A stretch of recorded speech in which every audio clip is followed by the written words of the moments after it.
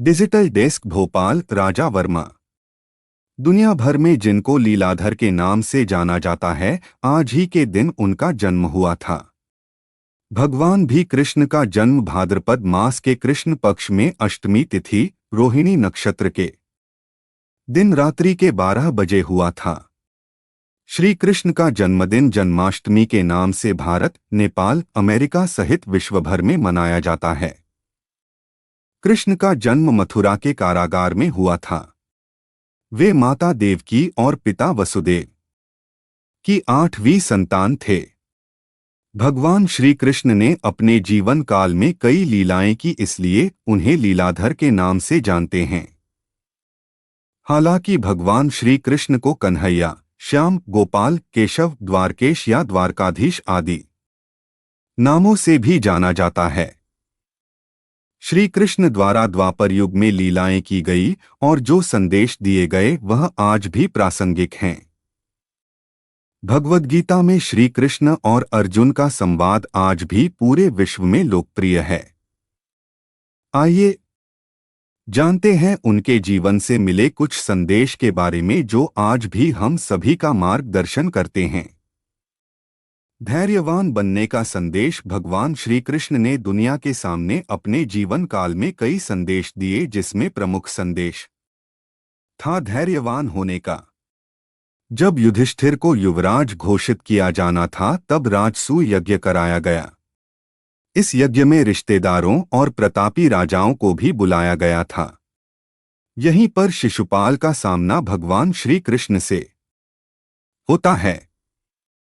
युधिष्ठिर भगवान श्री कृष्ण का विशेष रूप से आदर सत्कार करते हैं।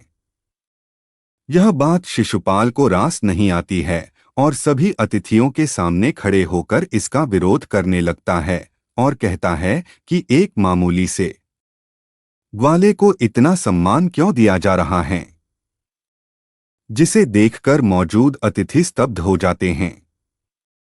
लेकिन भगवान श्री कृष्ण धैर्यता पूर्वक शांत मन से पूरे आयोजन को देखते हैं। वह शिशुपाल के द्वारा दी जाने वाली गालियों को सुन रहे होते हैं।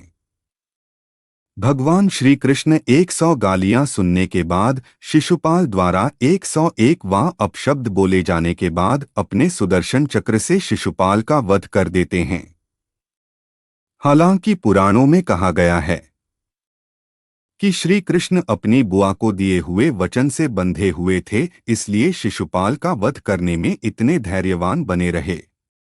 इंसान कर्म से बनता है महान। भगवान श्री कृष्ण का जीवन बड़ा ही उतार चढ़ाव भरा रहा है। उनका जन्म जेल में हुआ, महलों में बचपन बीता, फिर जंगल से विदा हुए।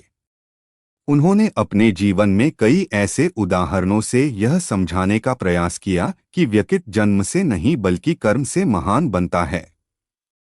दोस्ती की मिसाल है श्री कृष्ण और सुदामा की जोड़ी। कृष्ण सुदामा और सुदामा की दोस्ती एक मिसाल है।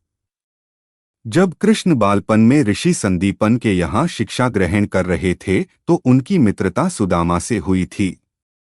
कृष्ण एक राज परिवार में और सुदामा ब्राह्मण परिवार में पैदा हुए थे, लेकिन उनकी मित्रता लोगों में समानता का भाव जगाने का काम करती है।